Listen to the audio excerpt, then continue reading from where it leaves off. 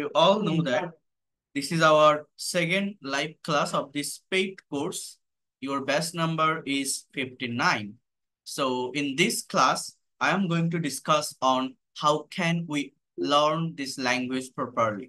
ইংরেজি ভাষাটা আমরা কিভাবে শিখতে পারি, এই ভাষার ভিতরে ঠিক কি আছে, আমরা মেইন কোর্সের ভিতরে মুভ করার আগে আমাদের এই প্ল্যানটা জানা দরকার যে আমি ইংলিশ ল্যাঙ্গুয়েজটা শিখবো। ইংরেজি ভাষাটা শেখার জন্য আমাদের ভালো একটা কনসেপ্ট, ভালো একটা ধারণা আমাদের লাগবে। আমি বিভিন্ন টপিকের উপর নেক্সট ডে গুলোতে আমরা ক্লাস করতে থাকবো, এগোতে থাকবো। আমি গ্রামার শেখাবো, আপনাদের স্পিকিং শেখাবো, রাইটিং শেখাবো, সবকিছুই আমি করব। বাট সেটার অ্যাকচুয়াল প্ল্যানটা কি, অ্যাকচুয়াল আউটলাইনটা কি, এইটা নিয়ে আমি কথা বলবো, যেটা আপনাদেরকে একটু বুঝতে হবে, ভালোভাবে দেখার চেষ্টা করতে হবে। যারা আমার ফ্রি ক্লাসগুলোতে ছিলেন তারা অলরেডি একটা ধারণা পেয়েছেন, বাট এখানে যারা পেইড কোর্সে ভর্তি হয়েছেন সবাই সবগুলো ফ্রি ক্লাসে অ্যাটেন্ড করতে পারেননি বা জয়েন করতে পারেননি। তো এই জন্য আমি প্রথম থেকে ধারাবাহিকভাবে বলছি, যারা দেখেছিলেন তারা ভালোভাবে দেখেন, যারা দেখেননি তারা আরো বেশি ভালো করে দেখেন বিষয়গুলো। তো দেখেন এখানে দেওয়া আছে যে how can we learn this language, আমরা কিভাবে ইংরেজি ভাষা শিখতে পারি, এই এই ল্যাঙ্গুয়েজটা আমরা শিখতে পারি। এবার এইখানে দেখেন একটা স্ট্রাকচার আছে, সবাই দেখেন মনোযোগ দিয়ে। এই যে স্ট্রাকচারটা যারা আমার ফ্রি ক্লাসগুলোতে অ্যাটেন্ড করেছিলেন তাদেরকে আমি বলেছিলাম যে for making any kinds of English sentences we need a particular structure.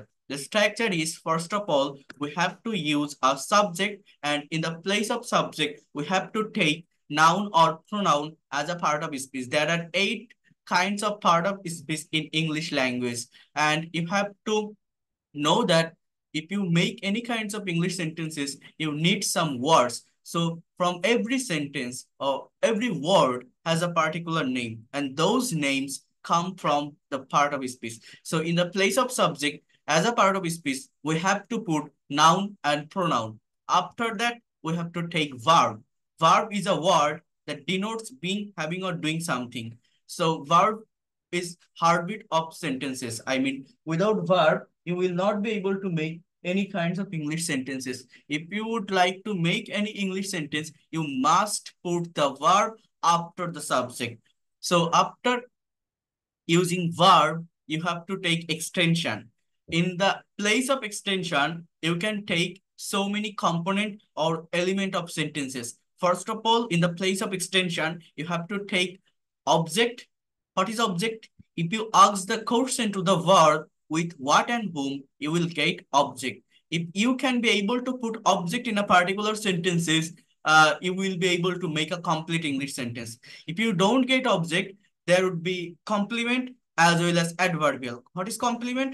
If you think that the subject and the extensional word are same in the sentences, and they are linked, they are making on kinds of breeze by using be verb, or you know that some linking or copulative verb, it will be complement.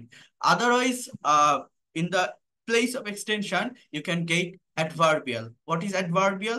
These are adverbial phrase. Like if you ask the question to the verb with where, how, when, why, how often, you will get the adverbial. If you take adverb in sentences, you will be able to add so many information in your particular sentences. So you have to think about this structure. I'm telling you again that if you would like to make any kinds of English sentences, you have to use this structure. ইংলিশে কথা বললে হয়তো এভাবে বুঝতে পারবেন না, দুর্বল student আছেন অনেক। আমি ইংলিশে লেকচার আস্তে আস্তে আমরা দিব, বাট আমি পরে দিব, আগে আপনাদের আমি একটু শিখাই নিই। সবাই একটু মনোযোগ দিয়ে বোঝেন, তা না হলে আপনাদের যদি শিখাতে না পারি তাহলে তো লেকচার দিয়ে কোনো লাভ নেই। আমি বাংলায় বলি, বোঝার চেষ্টা করেন যারা একদমই দুর্বল। যারা ফার্স্ট প্রি ক্লাস থেকে ছিলেন, স্ক্রিনটা কি দেখতে পারছেন? কোনো সমস্যা হচ্ছে? আমার কথাগুলো শুনতে পারছেন? একটু বলেন তো। ওকে, আচ্ছা, এরপর আপনাদের কোশ্চেনের বা যার যার সমস্যা আছে আমি উত্তর দিচ্ছি। আমি একটু বাংলায় কথা বলি, তাহলে যারা দুর্বল আছেন তারাও সহজে বুঝতে পারবেন। দেখেন, আহ ইংলিশে যে কোনো সেন্টেন্স তৈরি করতে গেলে, if you want to make any kinds of English sentence, you need a particular structure. এই স্ট্রাকচারটা আপনার দরকার বা প্রয়োজন। এই স্ট্রাকচারটাকে মেনটেন করে যে কোনো ইংরেজি বাক্য তৈরি করা হয়, সেটা হচ্ছে প্রথমত একটা সাবজেক্ট বসাতে হবে, সাবজেক্টের পরেই ভার্ব থাকে, তারপরে এক্সটেনশন। এই এক্সটেনশনের জায়গায় অবজেক্ট, কমপ্লিমেন্ট বা অ্যাডভার্বিয়াল থাকে। এখন এই সাবজেক্ট ভার্ব বা এক্সটেনশন বা একটা সেন্টেন্সের যে গঠন, একটা সেন্টেন্স বা একটা বাক্যের ডেফিনেশন কি বলেন তো? একটা বাক্যের ডেফিনেশন হচ্ছে যে কতগুলো ওয়ার্ড অর্থাৎ শব্দ পাশাপাশি বসে যখন মনের ভাবটাকে ক্লিয়ারলি প্রকাশ করে তাকে আমরা সেন্টেন্স বা বাক্য বলি। তো ইংলিশ ল্যাঙ্গুয়েজে ব্যবহৃত এই প্রতিটা সেন্টেন্সের প্রতিটা ওয়ার্ড ওয়ার্ড যে ওয়ার্ডগুলো থাকে, এই ওয়ার্ডের একটা নাম আছে। এই নামগুলো 8 প্রকার পার্ট অফ স্পিচ থেকে আসে। এইখানে দেখেন 8 প্রকার পার্ট অফ স্পিচ দেওয়া আছে। এই যে noun, pronoun, adjective, adverb, preposition, conjunction, interjection. হ্যাঁ, এই যে পার্ট অফ স্পিচ গুলো আমি একটু বলি। Noun, pronoun, adjective, verb, adverb, preposition, conjunction, আরেকটা হচ্ছে আপনার ইন্টারজেকশন। এই যে পার্ট অফ স্পিচ গুলো আমি এখানে লিখছি, এই যে 8 প্রকার পার্ট অফ স্পিচ, এদের একটা ভালো ওয়ার্ডার জানতে হবে আমাদের। অর্থাৎ এই নাউন বা প্রোনাউন এই জিনিসটা একদম সেন্টেন্সের শুরুতে সাবজেক্টের স্থানে থাকে, বা ভার্বের পরে এই অবজেক্ট বা কমপ্লিমেন্টের স্থানে থাকে। এই নাউন প্রোনাউনকে মডিফাই করে, নাউন প্রোনাউন সম্পর্কে এক্সট্রা ইনফরমেশন দেয় বা তথ্য দেয়, সেটা হচ্ছে এই অ্যাজেক্টিভ। সেটা হচ্ছে অ্যাজেক্টিভ। আবার এই যে ভার্ব, এই ভার্বটা সাবজেক্টের পরে বসে, অর্থাৎ এই নাউন প্রোনাউনের পরে বসে। এই ভার্ব সম্পর্কে বাড়িয়ে বলে অ্যাডভার্ব, ভার্বকে মডিফাই করে, ভার্ব সম্পর্কে এক্সট্রা ইনফরমেশন দেয় এই অ্যাডভার্ব। আবার এই যে প্রেপোজিশন জিনিসটা, এটাও মূলত নাউন প্রোনাউনের জন্যই বসে থাকে। But preposition most of the time আমার এই যে অবজেক্ট বা কমপ্লিমেন্টের স্থানে যে নাউন প্রোনাউন থাকে, ঠিক এর আগে প্রেপোজিশন বসে। অর্থাৎ সেন্টেন্সে পার্ট অফ স্পিচের কানেকশন বুঝতে হবে, কোন ওয়ার্ডের সাথে কোন ওয়ার্ড কানেক্টেড, কোন ওয়ার্ডের জন্য কোন ওয়ার্ড বসে, এদের অ্যাকচুয়াল ফরমেশনটা কি, অ্যাকচুয়াল অর্ডারটা কি। আমরা এগুলোর নাম জানি, বাট প্র্যাকটিক্যালি স্পিকিং এ বা রাইটিং এ এগুলোকে কোথায় ব্যবহার করতে হয়, এদের অ্যাকচুয়াল ব্যবহারটা কোথায়, এটা আমরা জানি না, এটা আমরা বুঝতে পারি না। এরপরে হচ্ছে আপনার কি আছে, কনজাংশন বা ইন্টারজেকশন। এই কনজাংশন গুলো মূলত আলাদা দুইটা সেন্টেন্স, ওয়ার্ড বা ক্লজ কে কানেক্ট করে বা জোড়া লাগায়। ইন্টারজেকশনটা বাইরের একটা পার্ট, আবেগ অনুভূতি প্রকাশের জন্য ব্যবহৃত হয়। এই হচ্ছে 8 প্রকার পার্ট অফ স্পিচ। এইগুলোর কাজ কি, কথাটা বোঝেন। ইংরেজি ভাষাটা মূলত কি, ইংলিশ গ্রামারটা হচ্ছে, যাদের এই 8 প্রকার পার্ট অফ স্পিচ সম্পর্কে ক্লিয়ার কনসেপ্ট থাকবে সে হোল ইংলিশ গ্রামার জানতে পারবে। ইংলিশ গ্রামারের বাইরে কিছু নেই। এর বাইরে যদি কোনো টপিক থাকে, for example article, determiner, phrase, clause, subject verb agreement, modifiers, narration, যাই বলেন না কেন, এর বাইরে যদি কোনো গ্রামাটিক্যাল টপিক থাকে, যাই থাকুক না কেন, এর থেকেই আসে, এদের ভিতর থেকেই সেগুলো আসে। অর্থাৎ এদের সম্পর্কে ক্লিয়ার কনসেপ্ট রাখতে পারলে আর যত গ্রামাটিক্যাল টপিক বা যা কিছু আছে না কেন, সবকিছু আপনি ইজিলি পারবেন, সবকিছু আপনি শিখতে পারবেন।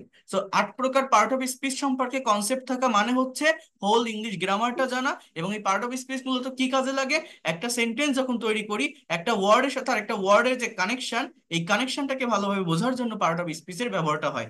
আমি যদি এরকম একটা সেন্টেন্স লিখি যে he plays football in the field, এই সেন্টেন্সটার বাংলা অর্থ হচ্ছে FIELD। এই সেন্টেন্সটার বাংলা অর্থ হচ্ছে সে মাঠে ফুটবল খেলে। এই যে বাক্যটা লিখলাম, এই বাক্যে কথাটা বোঝেন। এই বাক্যে এই হি শব্দটা একটা প্রোনাউন, সাবজেক্টের স্থানে আছে। এই প্লেস যে শব্দটা, এই শব্দটা হচ্ছে আমার মূলত একটা ভার্ব। এই ফুটবল শব্দটা আমার একটা নাউন। অর্থাৎ আমার সাবজেক্ট এবং অবজেক্টের স্থানে নাউন অথবা প্রোনাউন বসে, সাবজেক্টের পরেই ভার্ব বসে। এরপরে দেখেন এই যে ইন, এই ইন শব্দটা প্রেপোজিশন, এই দা শব্দটা অ্যাজেক্টিভ। এ এন্ড দি কে, আট 8 প্রকার পার্ট অফ স্পিচের ভিতর এটা অ্যাজেক্টিভের ভিতর যায়, কারণ এটা নাউন বা প্রোনাউনকে মডিফাই করে, ইন্ডিকেট করে। অ্যাজেক্টিভের কাজ হচ্ছে যে ওয়ার্ড নাউন প্রোনাউন সম্পর্কে কথা বলে, যেমন এই দাটা বসতেছে ফিল্ডের জন্য, এই যে ইন এটাও বসতেছে এই ফিল্ডের জন্য। অর্থাৎ প্রেপোজিশনও নাউন প্রোনাউনকে নিয়ে কাজ করে। এই ফিল্ডটা হচ্ছে আমার একটা নাউন এখানে। আবার একসঙ্গে ইন দা ফিল্ড, এই তিনটা ওয়ার্ডকে বলা হয় অ্যাডভার্বিয়াল ফ্রেজ। অর্থাৎ এটা হচ্ছে অ্যাডভার্ব অফ প্লেস। এটাকে বলা হয়, কি বলা হয়, adverb of place. Just try to understand here. মনোযোগ দিয়ে বিষয়গুলো বোঝার চেষ্টা করবেন, ভালোভাবে দেখার চেষ্টা করবেন। তাহলে এই যে সেন্টেন্সে, একটা সেন্টেন্স আপনি যখন ইংলিশে লিখবেন, একটা সেন্টেন্স আপনি যখন ইংলিশে লিখবেন, তখন আপনি কি করবেন? তখন আপনাকে বুঝতে হবে, একটা সেন্টেন্সে একটা ওয়ার্ডের সাথে একটা ওয়ার্ড কানেক্টেড থাকে। নাউন বা প্রোনাউনের জন্য অ্যাডজেক্টিভ বা প্রেপোজিশন বসে, ভার্বের জন্য অ্যাডভার্ব বসে। যার আমি যদি বলি he plays very beautifully, very, BEAU TIFULLY, সে খুব সুন্দরভাবে ফুটবল খেলে। ইন দ্য ফিল্ড, মাঠে, সে মাঠে খুব সুন্দরভাবে ফুটবল খেলে। এই যে বাক্যটা আমি লিখলাম, এই জায়গায় এই ভেরি বিউটিফুলি শব্দটা বসছে এই প্লেস কথাটাকে মডিফাই করতে। প্লেস মানে সে খেলে, খেলে কিভাবে, খেলার ধরনটা কেমন, সুন্দরভাবে খেলে। সো এইটা হচ্ছে মূলত অ্যাডভার্ব। অ্যাডভার্ব বলা হয় এইটাকে, যেহেতু এটা ভার্বকে মডিফাই করে। আর আমি আবার এই যে ইন দা ফিল্ডকেও অ্যাডভার্বিয়াল ফ্রেজ বলছি, এটা পাওয়া যায় মূলত যে সে যে খেলে, কোথায় খেলে, মানে এই যে খেলা ভার্ব, মাঠে খেলে, ভার্বকে কোথায় কখন কিভাবে দ্বারা প্রশ্ন করলে অ্যাডভার্ব পাওয়া যায়, এটাকে বলা হয় মূলত অ্যাডভার্ব অফ প্লেস। সো এইভাবে এই পার্ট অফ স্পিচের কাজ বা ফাংশন হচ্ছে এই যে 8 প্রকার পার্ট অফ স্পিচ: একটা সেন্টেন্সকে সুন্দরভাবে গঠন করা, সেন্টেন্সকে অর্গানাইজ করা, একটা সেন্টেন্সে একটা ওয়ার্ডের সাথে আরেকটা ওয়ার্ডের কানেকশন ঘটানো, একটা সেন্টেন্স বা একটা বাক্যের ভিতরে, একটা সেন্টেন্স বা একটা বাক্যের ভিতরে কি করা।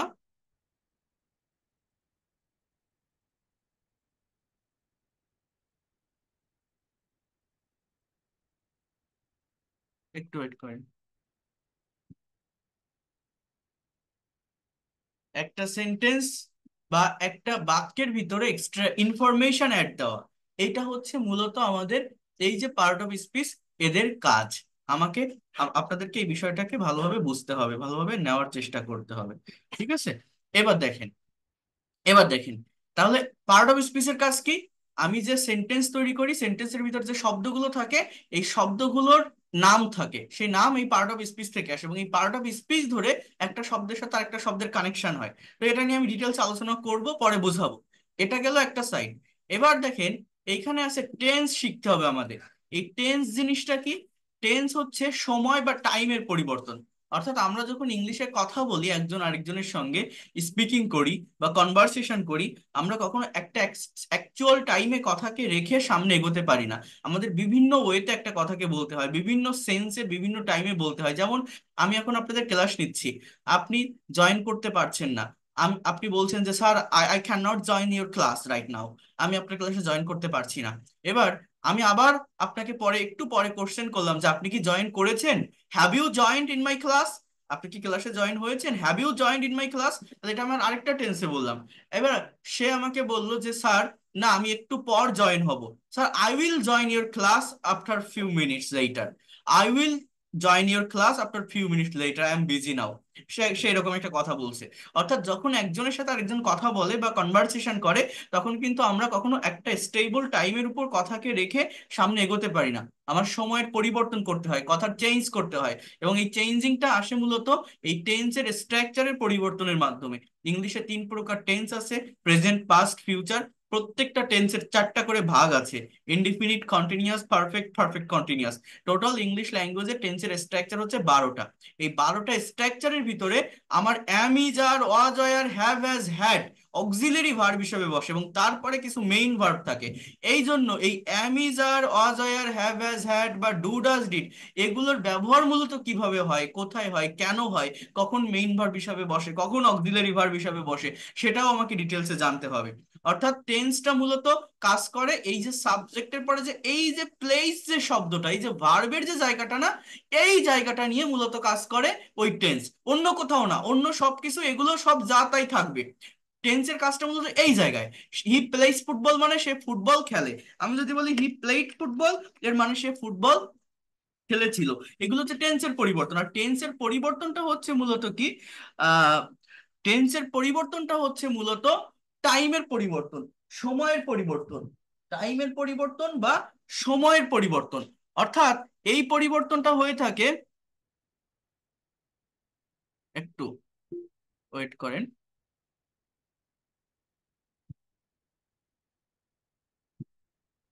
এই পরিবর্তনটা মূলত হয়ে থাকে ভার্বের ফর্মের পরিবর্তনের উপর ডিপেন্ড করে।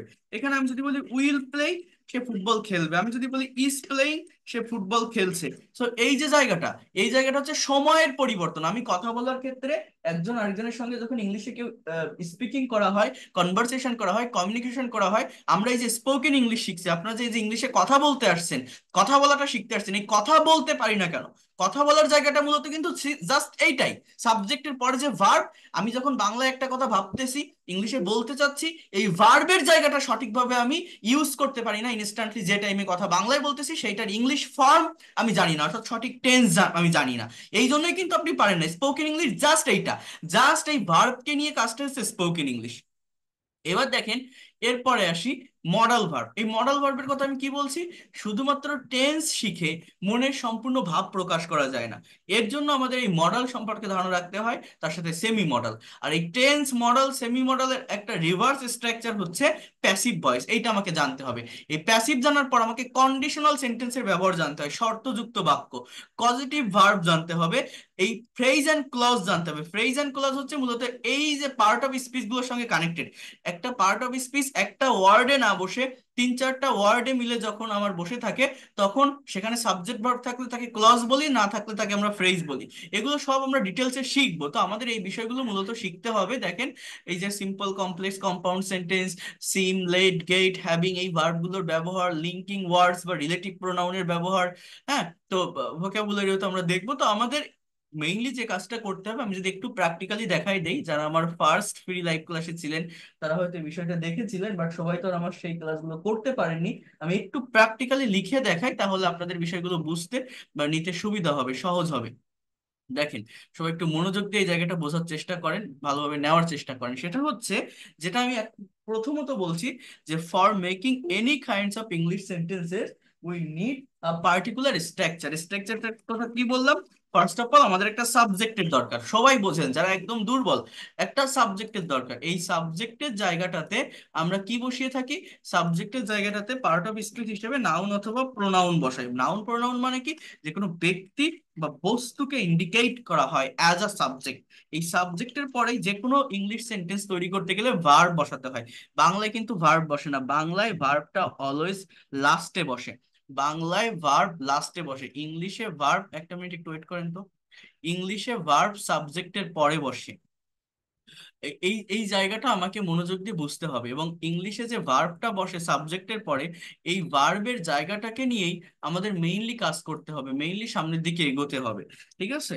এই ভার্বের পরে এক্সটেনশন, এবং এই এক্সটেনশনের জায়গায় আমি কি বলছি, যে অবজেক্ট অথবা কমপ্লিমেন্ট, এক একটা জায়গা আমি আগে ক্লিয়ার করি। অবজেক্ট অথবা কমপ্লিমেন্ট অথবা অ্যাডভার্বিয়ালস, এইগুলো আমার বসে থাকে যে কোনো একটা বাক্য তৈরি করতে গেলে। অর্থাৎ এই যে স্ট্রাকচারটা লিখলাম, একটা ইংরেজি বাক্য বা সেন্টেন্স তৈরির স্ট্রাকচার হচ্ছে এইটা। তাহলে সাবজেক্ট মানে কি? একটা কথা যখন ইংলিশে বলা হবে, কথাটা বুঝবেন। একটা কাজ যখন করা হয়, কেউ তো একজন করবে, কেউ তো একজন বলবে। মানে একটা সেন্টেন্স বা একটা বাক্যের সাবজেক্ট কি হতে পারে? একটা সেন্টেন্স বা একটা বাক্যের সাবজেক্ট হয় আই হবে, না হলে উই, না হলে ইউ, না হলে হি, না হলে সি, না হলে রহিম, না হলে করিম। হ্যাঁ, এই যে ওয়ার্ড গুলো আমি লিখছি, এই ওয়ার্ড গুলো অর্থাৎ সাবজেক্ট কিন্তু এরকম একটা নির্দিষ্ট সার্কেলের ভিতর সীমাবদ্ধ থাকে। I, we, you, he, she, Rahim, Karim বা দে, এইগুলোই, এর বাইরে আর কিছু না। এই ধরনের ওয়ার্ডই আমার সাবজেক্ট হয়। অর্থাৎ একটা কাজ যখন করা হয়, একটা কথা যখন বলা হয়, কেউ তো একজন করবে, কেউ তো একজন বলবে। অর্থাৎ আমি হতে পারি, আপনি হতে পারেন, তারা হতে পারে, রহিম হতে পারে, করিম হতে পারে। এর বাইরে তো আর কেউ কথা বলতে পারে না বা কাজও করতে পারে না। এরপর কি বসাতে হয় বললাম? ভার্ব। বাংলায় ভার্ব লাস্টে বসে। এবং আমি এই কথাটা আপনাদেরকে বলছিলাম, এর আগেও অনেকবার বলছি, যারা ইংলিশে দুর্বল, যারা ভোকাবুলারি সম্পর্কে ভালো কনসেপ্ট রাখে না, যারা মনে করে আমি ইংলিশ চর্চা করিনি বহু বছর যাবত, কিন্তু আমি ইংরেজি ভাষাটা শিখতে চাই, প্র্যাকটিক্যালি শিখবো, আমার তো ভোকাবুলারিও কিছু জানা নেই, কোনো ওয়ার্ডের মিনিং তেমন জানি না, তাহলে কি করব? তো একটা সেন্টেন্সের সাবজেক্ট দেখেন এরকম একটা সার্কেলের ভিতর থাকে। সাবজেক্টের পরে আমাকে ভার্ব ইউজ করতে হয়। ভার্ব হচ্ছে একটা সেন্টেন্সের হার্ট বা প্রাণ।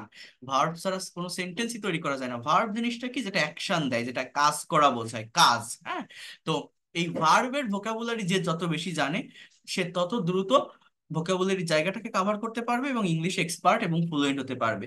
একটা সেন্টেন্সের সাবজেক্টের পর যদি ভার্বটাকে আপনি পাশাপাশি বসাতে পারেন, এর পরের যে অংশটা এক্সটেনশনের যে এই যে জায়গাগুলো, এগুলো অটোমেটিক্যালি চলে আসে। মূলত ফোকাসটা রাখতে হয় ভার্বের উপর। আমি বাংলায় একটা কথা ভাবতেছি যেটা ইংলিশে বলতে চাচ্ছি, ওই কথাটার ভার্ব আমি জানি না বলেই কথা বলতে পারি না। যেমন মনে করেন আমি যদি বলি আমি দৌড়াতে পারি, ইংলিশটা কি? যে আই ক্যান রান, আমি দৌড়াতে পারি। এখন আমি যদি বলি আমি দৌড়াতে পারবো, এই কথাটার ইংলিশ কি হবে?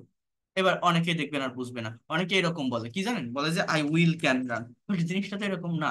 উইল তো ফিউচার টেন্স, উইল তো একটা মডাল অক্সিলারি। কেন মডাল অক্সিলারি? তো উইল ক্যান কখনো হয়? হয় না। তাহলে আমি দৌড়াতে পারবো, এটার ইংরেজিও আই ক্যান রান। মনে করেন আমি গাছ থেকে একটা পেয়ারা পারবো, আমি গাছ থেকে একটা পেয়ারা পারবো, একটা গাছে পেয়ারা আছে, আমি পেয়ারাটা ছিঁড়বো, নিব, পারবো। এখন এই কথাটা আমি ইংলিশে কিভাবে বলবো? আমি ইংরেজি কি? আই। গাছ ইংরেজি কি? ট্রি। পেয়ারা ইংরেজি কি? গুয়াভা মানে পেয়ারা। এখন এই যে আপনার বেঁধে যাচ্ছে কোথায় ভেবে দেখেন তো। আপনি পারতেছেন না কথাটা ইংলিশে বলতে, কেন? ঠিক কোন জায়গায় কারণে? ওই যে পেয়ারা পারবো, পেয়ারাটা ছিঁড়বো, পেয়ারাটা নিব, পেয়ারাটা কাটবো, এই যে কথাটা, এই যে ভার্বটা, এই ভার্বটার কি, এই ভার্বটার ইংলিশ ওয়ার্ড আপনি জানেন না। আপনি এখানে টেক বলেন বা গেট বলেন বা কাট বলেন, আপনি যেটাই বলেন না কেন, আপনি যে কোনো একটা ভার্ব মনে করেন আপনি পেলেন, ভার্ব জানলেন, জানার পরেও ওই ভার্বটাকে তো ওই ফর্মে রাখলে হবে না, ওই ভার্বটাকে আবার টেন্স অনুযায়ী আমাকে বসাতে হবে।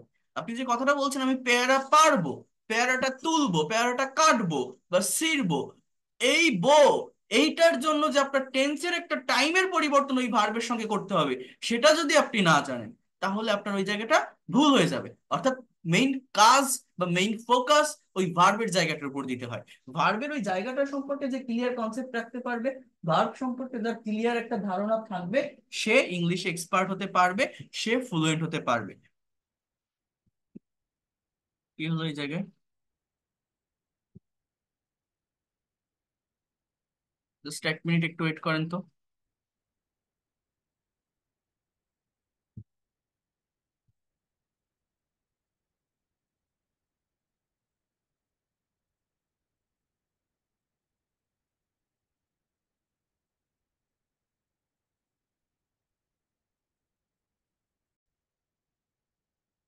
আচ্ছা, তো ভার্বের কথাটা আমি বলছি যে আমাকে ভার্ব সম্পর্কে একটা ক্লিয়ার কনসেপ্ট যদি আমি রাখতে পারি, ভার্বের জায়গাটা সম্পর্কে, ভার্ব সম্পর্কে যদি ভালো একটা ধারণা আমি পাই, তাহলে আমি ইংলিশে কথা বলতে পারবো। তাহলে দেখেন আমি যদি বলি আই ইট, ইট মানে কি? খাওয়া। এটা হচ্ছে আমার একটা ভার্ব, কাজ করা বোঝায়, তাই না? উই প্লে, প্লে মানে কি? খেলা। আমি যদি বলি ইউ ডু, মানে করা। হি ড্রাইভ, ড্রাইভ মানে কি? চালানো। ড্রাইভ মানে কি? চালানো। হি ড্রাইভ, সে চালায়। সি ড্র, ড্র মানে কি? আঁকা, সে আঁকে।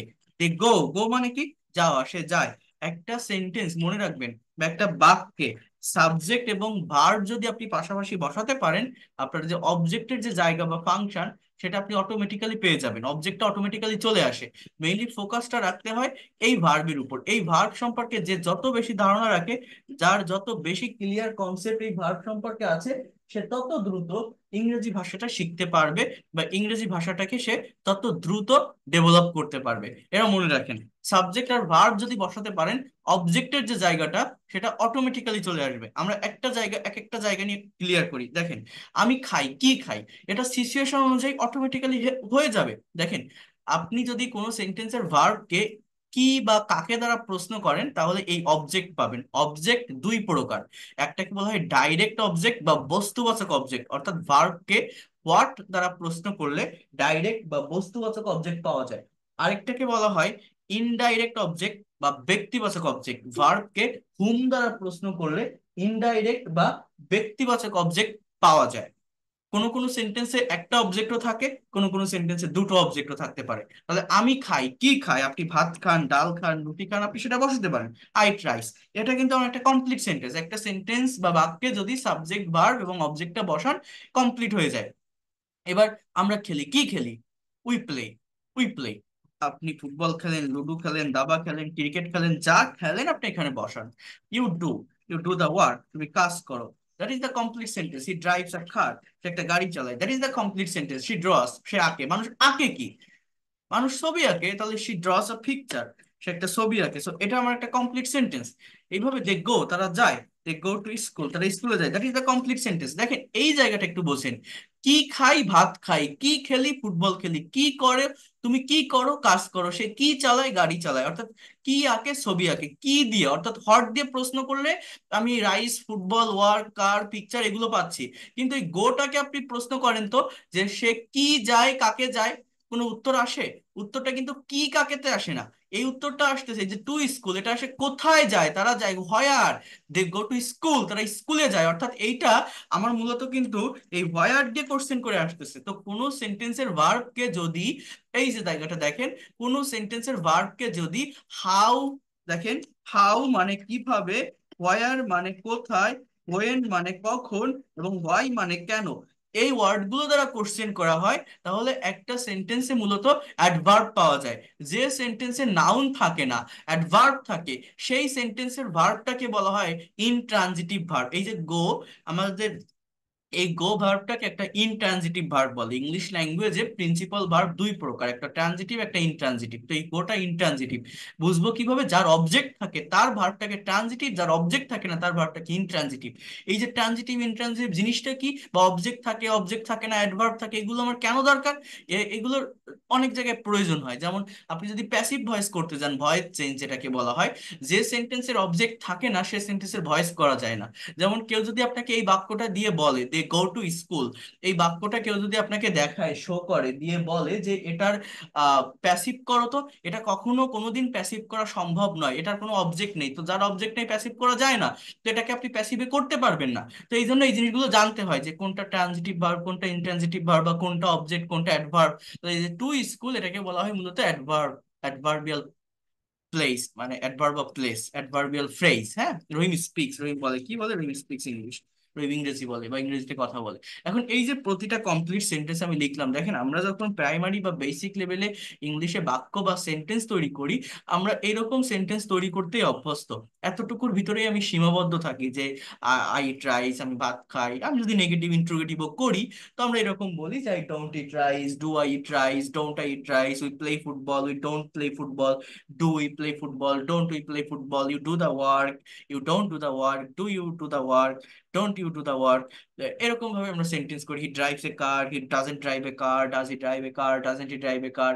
বা এই যে বাক্যগুলো আমি লিখলাম, he drives a car, she draws a picture, they go to school, Rahim speaks English. আমরা যখন ইংলিশে একটা সেন্টেন্স বা বাক্য তৈরি করি, আমরা এতটুকুর ভিতরেই সীমাবদ্ধ থাকি। আমরা একটা সেন্টেন্স বা একটা বাক্যকে লং করতে পারি না। একটা সেন্টেন্স বা একটা বাক্যের ভিতরে এক্সট্রা ইনফরমেশন আমরা অ্যাড করতে পারি না। এটা কিভাবে করতে হয়, আমরা এটাকে কিভাবে করব, এটা করার জন্য দেখেন এই অ্যাডভার্বের সাহায্য নিতে হয়। যারা আমার ফার্স্ট ক্লাস বা সেকেন্ড ফ্রি লাইভ ক্লাসে ছিলেন, কারো মনে আছে কিনা, আমি আপনাদের একটা বিষয় দেখিয়েছিলাম, এটা রাইটিং এর সব থেকে অথেন্টিক একটা থিংস, একটা great strategy or technique if you would like to develop your English writing skill. সেটা হচ্ছে আমরা ইংরেজিতে কিভাবে ছোট ছোট বাক্য থেকে অনেক বড় বাক্য তৈরি করতে পারি। How can we make long English sentences from short sentence. এটা আমরা কিভাবে তৈরি করতে পারি, হাউ ইজ ইট পসিবল, কিভাবে সম্ভব যে কোনো ছোট সেন্টেন্সকে বড় সেন্টেন্স বা লং সেন্টেন্সে পরিণত করা। কারো মনে আছে? আমি এটা ফার্স্ট বা সেকেন্ড ক্লাসও দেখিয়েছিলাম। দেখেন, যারা এরকম ছোট ছোট সেন্টেন্স বলে থেমে যান, আমি ভাত খাই, আমরা ফুটবল খেলি, তুমি কাজ করো, অর্থাৎ একটা সেন্টেন্সকে বড় করতে পারেন না, একটা সেন্টেন্স বা বাক্যের ভিতর এক্সট্রা ইনফরমেশন নিয়ে আসতে পারেন না, সেটা নেওয়া সম্ভব যদি ভার্বকে এই WH ওয়ার্ড গুলো দ্বারা আপনি কোশ্চেন করেন। একটা ভার্বকে যদি কোশ্চেন করেন, যেমন এই যে ইট মানে কি, খাওয়া, কি খাই, ভাত, এটা আমার অবজেক্ট। অবজেক্ট কিভাবে পাবো? ভার্বকে যদি আপনি হট এবং হুম দিয়ে কোশ্চেন করেন, এই সেন্টেন্সের ফাংশন আমাকে বুঝতে হবে। হট এবং হুম দিয়ে কোশ্চেন করলে কি পাওয়া যায়? অবজেক্ট। এরপরে এই ভার্বকে আপনি প্রশ্ন করেন যে আপনি যে ভাত খান, আমি ভাত কিভাবে খান, I eat rice, how do I eat rice. এখন আমি যদি বলি আমি খুবই ধীরে সুস্থে ভাত খাই, খাওয়ার সময় আমি তাড়াহুড়ো করি না, so I eat rice very slowly. আমার সেন্টেন্সটা কতটুকু ছিল? রাইস পর্যন্ত, ফুল স্টপ কিন্তু রাইসেই ছিল। বাট সেইখান থেকে দেখেন একটা সেন্টেন্স আমার একটু বড় হলো, একটু ইনফরমেশন আমি নিয়ে আসলাম। আমি যে স্লোলি ভাত খাই, আমি কোথায় বসে ভাত খাই, where do I eat rice, I eat rice very slowly at my room. অর্থাৎ আমি আমার রুমে বসে ভাত খাই, ভিতর থেকে একটু প্রেপোজিশনের ব্যবহার শিখতে হবে। হ্যাঁ, আমি আমার রুমে বসে ভাত খাই। দেখেন সেন্টেন্সটা কিন্তু আরো একটু বড় হলো। আপনি যে আপনার রুমে বসে ভাত খান, আপনি কখন ভাত খান? When do you eat rice? I eat rice very slowly at my room. I can say that 3 times a day. আমি দিনে 3 বার ভাত খাই। আমি দিনে 3 বার আমার রুমে বসে স্লোলি ভাত খাই। আপনি যে ভাত খান, কেন ভাত খান? Why do you eat rice? খাওয়ার পিছনে কারণটা কি, রিজনটা কি? এটাকে বলে অ্যাডভার্ব অফ রিজন। হয় দিয়ে প্রশ্ন করা হয়। আমি আমার শরীরে শক্তি যোগানোর জন্য ভাত খাই, শক্তি পাওয়ার জন্য ভাত খাই। You can say that get মানে পাওয়ার, টু গেট মানে পেতে, এটা টু প্লাস বি অন ইনফিনিটিভের ব্যবহার করা যায়, অথবা ভার্ব প্লাস আইএনজি এটার ব্যবহার করা যায়। যেমন আপনি যদি ফর ইউজ করেন, ফর মানে জন্য, এরপরে আপনি এরকম বলতে পারেন ফর গেটিং, টু এর পরে ভি ওয়ান, বাট অন্য প্রেপোজিশনের পরে ভার্ব বসলে আইএনজি বসাতে হয়। So for getting energy in my body. তাহলে দেখেন, একটু বোঝার চেষ্টা করেন, দেখেন এটা কতটা ইফেক্টিভ একটা স্ট্র্যাটেজি বা টেকনিক। আমরা এই সেন্টেন্সটা কতটুকু ছিল, রাইসেই ফুল স্টপ ছিল, বাট একটা সিম্পল সেন্টেন্সকে কোনো কোনো মানে ইয়ে কনজাংশন, ইন্টারজেকশন, কোনো ধরনের কমপ্লেক্স বা কম্পাউন্ড সেন্টেন্স এটা না, জাস্ট একটা সিম্পল সেন্টেন্স। এখানে যে আরো একটা আলাদা সাবজেক্ট আছে, ভার্ব আছে, সেরকমও না, বাট একটা সিম্পল সেন্টেন্সকে আমি কত বড় করতে পারি, একটা সেন্টেন্সের ভিতর কত বেশি ইনফরমেশন বা তথ্য নিয়ে আসতে পারি শুধুমাত্র অ্যাডভার্ব ব্যবহারের মাধ্যমে। যারা স্পোকেন প্রবলেম ফেস করেন, বড় কথা বলতে পারেন না, বাংলায় আপনার মুখে কথা আসে কিন্তু ইংলিশে আপনি নিতে পারেন না, রাইটিং এ ফ্রি হ্যান্ডে লিখতে পারেন না, তাদেরকে উদ্দেশ্য করে বলছি, তাদেরকে আমি মেনশন করে বলছি, আপনারা এই অ্যাডভার্বের সাহায্য নেবেন। যখন আপনি কথা বলবেন ইংলিশে, একজন আরেকজনের সঙ্গে কথা বলেন বা ফ্রি হ্যান্ডে একটা প্যারাগ্রাফ লেখেন, কম্পোজিশন লেখেন, একটা সাবজেক্ট তো লাগবে। কাজটা যে করবে সেটা বসাবেন, বা কি কাজটা হবে একটা সাবজেক্ট বসাবেন, তারপরে ভার্ব বসাবেন। সাবজেক্ট আর ভার্ব বসানোর পরে ভার্বকে হোয়াট হুম দিয়ে কোশ্চেন করবেন, অবজেক্ট এসে যাবে। এইবার ওই জায়গাটাকে আরো বড় করার জন্য, আরো লং করার জন্য, একটা সেন্টেন্সের ভিতরে এক্সট্রা ইনফরমেশন নিয়ে আসার জন্য আপনারা কি করবেন? আপনারা ভার্বকে আবার কোশ্চেন করবেন, হাউ, হোয়ার, হোয়েন, হোয়াই দিয়ে। এগুলোকে বলা হয় অ্যাডভার্বিয়াল। এগুলোতে কোশ্চেন করলে কি হয়, একটা সেন্টেন্স বড় হতে থাকে, লম্বা হতে থাকে, একটা সেন্টেন্সের ভিতরে এক্সট্রা ইনফরমেশন আসতে থাকে, এবং এগুলো একটা কারেক্ট ওয়ার্ডার মেনটেন করে। যেমন এই যে ভেরি স্লোলি, এটাকে বলা হয় adverb of manner. At my room, এটাকে বলা হয় adverb of place. 3 times a day, এটাকে বলা হয় adverb of time. 3 times a day, এটাকে বলা হয় adverb of time. To get or for getting energy in my body, এটাকে বলা হয় অ্যাডভার্ব অফ রিজন। তো যে কোনো শর্ট সেন্টেন্সকে লং সেন্টেন্সে পরিণত করা যায় এইভাবে। এবং এই অ্যাডভার্ব গুলো একটা কারেক্ট অর্ডার মেনটেন করে, এবং অ্যাডভার্বের কারেক্ট অর্ডার হচ্ছে এম প্লাস পি প্লাস টি প্লাস আর। অর্থাৎ আগে ম্যানার, অর্থাৎ আগে হাউ দিয়ে কোশ্চেন করতে হবে, দেন প্লেস, তারপর হোয়ার, তারপর টাইম, হোয়েন, তারপর রিজন, আর মানে হোয়াই দিয়ে কোশ্চেন করতে হবে। মানে এই যেভাবে আমি লিখছি, এইভাবে যদি আপনারা এই বাক্যগুলো তৈরি করেন তাহলে গ্রামাটিক্যালি কারেক্ট হবে। এগুলো কারেক্ট ওয়ার্ডার মেনটেন করে।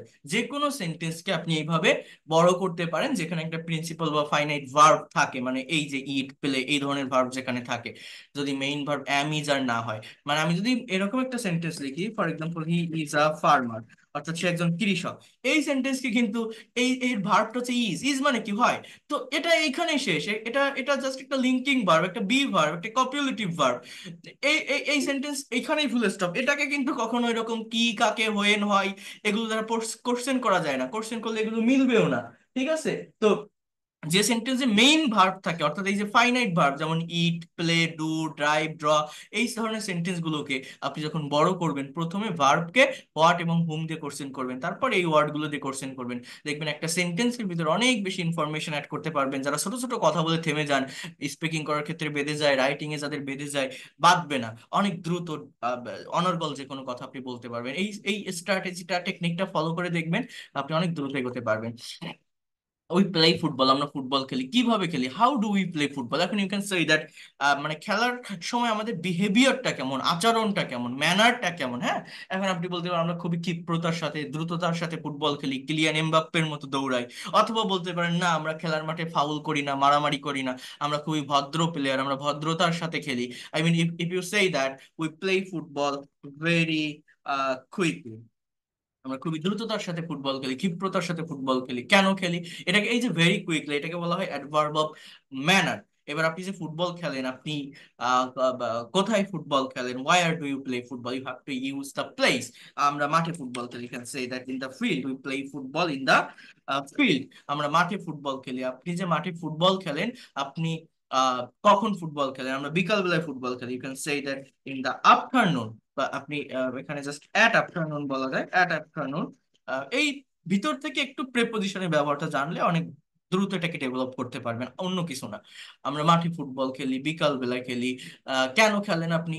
আমি আমার শরীরটাকে ফিট রাখার জন্য ফুটবল খেলি, বা শারীরিক ব্যায়াম করার জন্য ফুটবল খেলি। You can say anything, I mean to, you can say that to do. আপনার রিজনটা কি, খেলার কারণটা কি, এটা হলো একবার রিজন। ভার্বকে হয় দিয়ে কোশ্চেন করে এটা পাওয়া যায়, to do. Or also you can say that for doing physical exercise. We play football very quickly in the field at afternoon to do or for doing physical exercise. So here you can see very quickly এটাকে বলা হয় adverb of manner, in the field এটাকে বলা হয় adverb of place, at afternoon এটাকে বলা হয় adverb of time, to do or for doing physical exercise এটাকে বলা হয় অ্যাডভার্ব অফ রিজন। সেন্টেন্স বা বাক্যটা কতটুকু ছিল? জাস্ট উই প্লে ফুটবল, এইখানে কিন্তু ফুল স্টপ ছিল। আমরা যখন ইংলিশে কথা বলি বা লিখি, এই ধরনের ছোট ছোট সেন্টেন্স বলতেই আমরা অভ্যস্ত বা সীমাবদ্ধ থাকি। বাট আমরা কি বড় করতে পারি না, লং করতে পারি না? অবশ্যই পারি। কিভাবে? এইভাবে, এই যেভাবে আমি করলাম, তাই না? যেটা আপনাদের করতে হবে। যে কোনো sentence, he drives a car, সে একটা গাড়ি চালায়। চেষ্টা করেন তো বড় করার, আপনারা পারেন কিনা। How does he drive a car, সে কিভাবে চালায়, চালানোর সময় তার ম্যানারটা কেমন, আচরণটা কেমন। If I say that he drives a car very, or just I can say that carefully, সে সতর্কতার সাথে কেয়ারফুলি সে গাড়ি চালায়। সে যে গাড়ি চালায়, সে আহ, কোথায় গাড়ি চালায়? I can say that on road, বা on the busy road. I can also say that on the busy road. সে কেয়ারফুলি বিজি রোডে গাড়ি চালায়। কখন চালায়? সে সন্ধ্যাবেলায় গাড়ি চালায়, ইন দা আফটারনুন। তাহলে এগুলো সব কি? এগুলো হচ্ছে অ্যাডভার্ব। আপনি যে কোনো বইতে যখন একটা প্যাসেজ রিড আউট করবেন, বড় বড় সেন্টেন্স দেখবেন, সেই ধরনের সেন্টেন্সের স্ট্রাকচার গুলো আপনারা হয়তো এর আগে জানতেন না, বাট সেন্টেন্স গুলো মিলাই দেখবেন, ফাইন্ড আউট করবেন যে সাবজেক্টটা কি, ভার্বটা কি। এবার সেই ভার্বটাকে কোশ্চেন করে করে দেখেন বাকি যে ওয়ার্ড গুলো থাকে সেখানে, এক্সটেনশনে যে পার্টটা থাকে একটা সেন্টেন্সের, জিস্ট কি, সাবজেক্ট ভার্ব অবজেক্ট, এটা বাদে বাকি যতটুকু থাকে সবই বাড়তি অংশ। মডিফাই করা হয়, রংচং করা হয়, এক্সট্রা ইনফরমেশন নেওয়া হয় একটা সেন্টেন্স বা বাক্যের ভিতরে। তো সেগুলো যদি আপনি দেখেন বা তেমন যদি থাকে, সবই হচ্ছে মূলত adverbial phrase. Most of the time এটাই হয়ে থাকে। তো ইন দ্য আফটারনুন, এবার সে কেন গাড়ি চালায়, সে গাড়ি চালানোর কারণটা কি? I can say that to earn money, অর্থাৎ টাকা উপার্জনের জন্য। অথবা you can also say that for earning money. তাহলে এই যে কেয়ারফুলি যে শব্দটা, এটাকে আমরা কি বলছি? অ্যাডভার্ব অফ কি? Adverb of manner. On busy road, adverb of place. In the afternoon, adverb of time. To earn money, adverb of reason. তাহলে he drives a car carefully on busy road in the afternoon to earn money, or you can say that for earning money. So in this way, you have to make long English sentences. You have to take extra information in a particular English sentences. If you are able to do it, I think you will be able to make any kinds of sentences from short to long.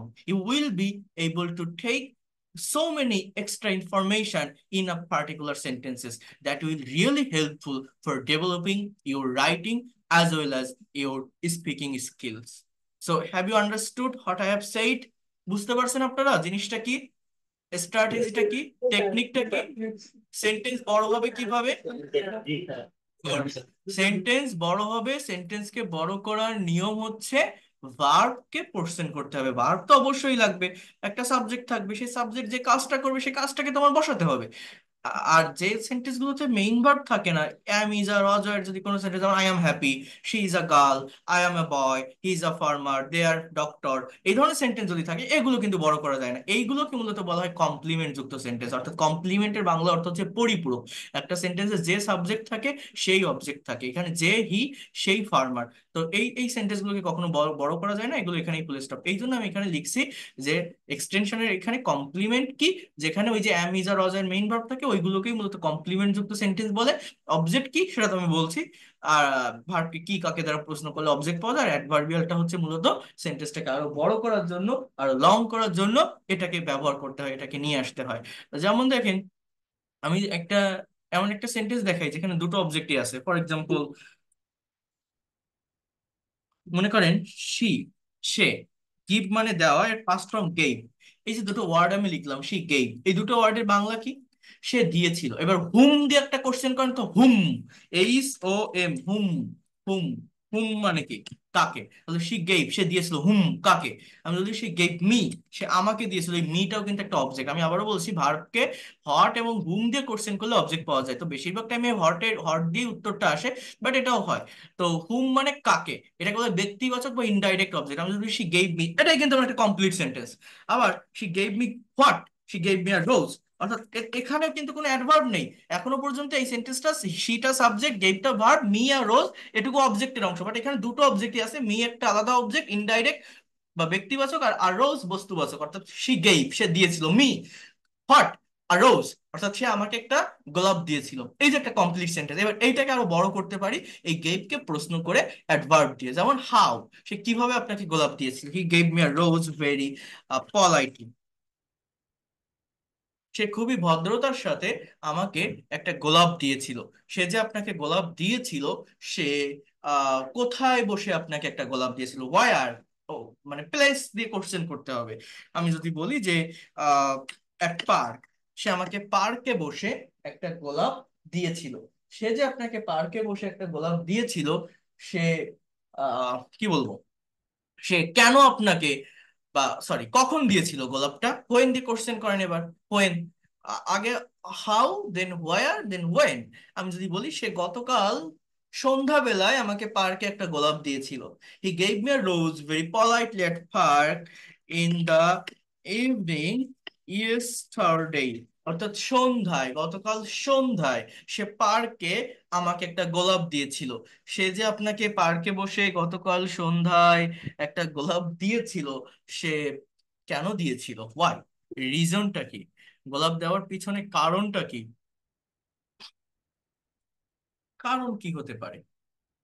I can say that for proposing me, or to propose me, অর্থাৎ সে আমাকে propose করার জন্য পার্কে গতকাল সন্ধ্যায় একটা গোলাপ দিয়েছিল। তো to plus be on infinitive ব্যবহার করতে পারেন, to propose, or you can say that for proposing me, আমাকে প্রপোজ করার জন্য সে গতকাল সন্ধ্যায় পার্কে বসে একটা, পি আর ও পি ও, হ্যাঁ, যে অবস্থা,